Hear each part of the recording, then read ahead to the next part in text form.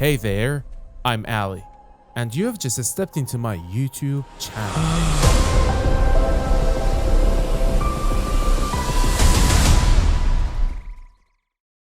I bet that none of you guys have ever seen an Atari in your whole life, unless you're over 2,000 years old. But I guess that you guys know the Pac-Man. Pac-Man is a classic arcade game created by a Japanese game designer called... Come on guys, who cares what he's called? Let's cut the BS and go straight without taking any U-turn. Pac-Man is a classic arcade game created by a Japanese game designer and released in 1980. It's one of the most iconic video games of all time, which we're going to play in a different way today. I have to mention that the purpose of this video is not hacking. We're going to educate ourselves about how this game was developed back then.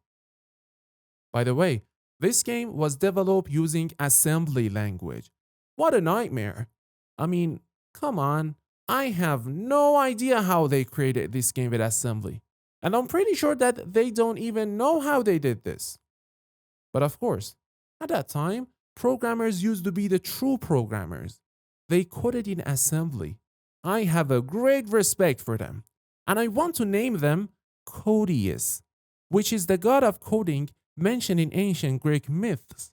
And here, in 2024, I'm a programmer.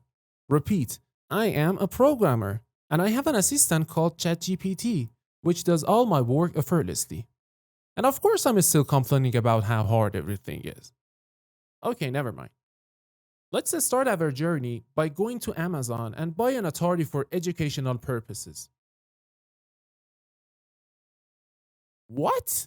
$129? Sorry guys, we have to stop right here because I can't afford $129. If you enjoyed this video, please give it a thumbs up and let me know what you think in the comments. And I'll see you guys in the next video. Oh wait, of course I have a plan B. We don't need a real Atari, and even if we had one, I have no hardware knowledge. So, we need an emulator for this purpose. We copy this title and search it in Google with emulator in front of that. What a genius workaround, huh? We head over to the first search result. Okay, for this video, we use an app called Stella. Stella is an emulator of Atari 2600 game console and takes its name from the console's code name. It's open source and runs on most major modern platforms, including Windows, Linux. Wikipedia crash, what the heck? Okay, let's click on the first link. Yeah, if you guys have $129, we can head over to this link and donate to the developers. Since I don't have that much money, I'll go to the download section and download the first link that I see. The size of this app is 3 megabytes, which is a huge amount of space. So if you guys want to download the app, do it at your own responsibility. And here is the hardest part: installing the app. So here we are in a very luxury and super duper attractive interface. We need to insert the Pac-Man ROM, so we head over to our lovely friend Google and search Pac-Man Atari 2600 ROM. Click the first link and download the game. Save it somewhere. And then open it in Stella. Dingo! Let's enjoy playing the game for a while. Despite the scary game sound and weird ghosts that are following us, this game was very entertaining at that time. But this game has a very annoying critical issue, which is whenever the ghost gets us, we die, and one of our lives will be gone. So we need to fix this. If we press the backtick key on our keyboard, the game will freeze at that specific timeline, and the debugger window will show up. In this window, at the top right, we can see the entire 128-bit memory of the Atari. And the highlighted ones are the ones that change at that specific time. Here in the bottom right, we can see the programs that are running right now. And at the very top right, we have a button labeled Step, which if we press it, the program will run one step. If we look at this info window, the program is in this stage. And this is the command which executed in this step. By the way, I have no idea what this command does because I know nothing of assembly. But let's change something in this code. You see, the ghost is very scary and I don't like the way it looks, so let's change it. We scroll until we see the ghost face in the program. As you can see, we have 4 ghosts in this game. We can change the way it looks by changing the binary here. If you look closely, you can see that 1 is the black dot and 0 is nothing. By understanding this, we can change the binary and change the face. I have a very genius plan. Let's make our ghosts blind. So, come on, if they're blind, and how the heck are they gonna know where we are?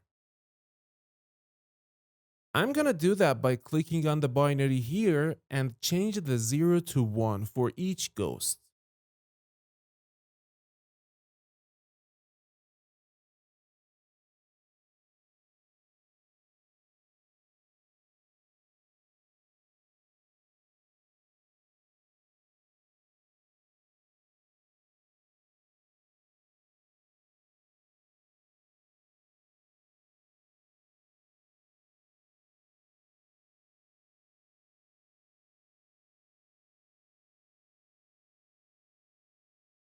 Done. Now we have 4 blinded ghosts that can see nothing. Let's play the game for a while and see if my genius plan worked or not. And yeah, as you guys can see, they have no idea where I am. And most importantly, they have no idea where they are. If I want to be honest with you guys, I feel a little bit sad for them. They have a family to protect and life is not that easy. I'm not ruthless. So let's restart the game and back to the scary ghosts that we had before. As you guys can see, we have 3 lives here. And each time we die, we lose 1 of them. Let's see if we can change it.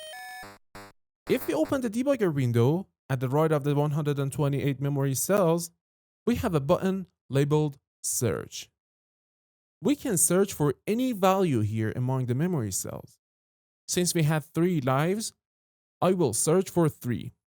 Now, as you guys can see, we have 4 3s stored in the memory, and one of these represent our lives. So, if we want to find out which one represent our lives, we simply need to give one of our lives to the ghosts. Then come back to see which cell has changed.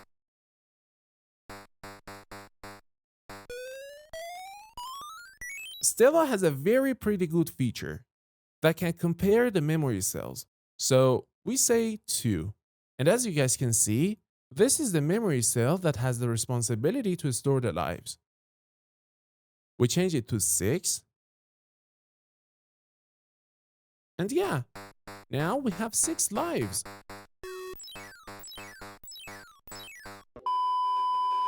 Alright, we can do too many interesting things with this game. But this video and a bunch of videos that I will create are just a test to see which category I should create videos on.